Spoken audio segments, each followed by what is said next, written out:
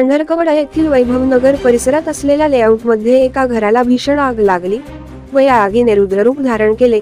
त्यानंतर काही क्षणातच सिलेंडरचा विस्फोट होऊन साहित्याची राख रांगोळी झाली।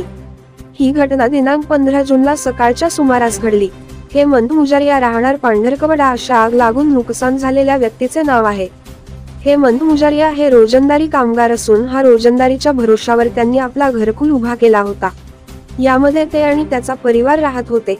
सकाळी 11 वाजताच्या दरम्यान स्वयंपाक चालू असताना अचानक घराला आग लागली आणि सिलेंडरचा स्फोट झाला आणि काही वेळातच संपूर्ण घर हा आगीने ताब्यात घेतले। घरातील फ्रीज, वॉशिंग मशीन, शिलाई मशीन, 2 सिलिंग पंखे, रोख देखील खाक झाले। परिसरातील नागरिकांनी पाण्याचा मारा करून आग विझविण्याचा प्रयत्न केला। शेवटी अग्निशमन दलाला पाचारण करण्यात आले। त्यांनी ही आग नियंत्रणात आणली। मात्र आग शांत झाल्यानंतर कुटुंबाच्या हाती काहीही लागले नाही। या प्रकरणी पोलिसांनी पंचनामा केला असून घटनेची नोंद घेतली आहे।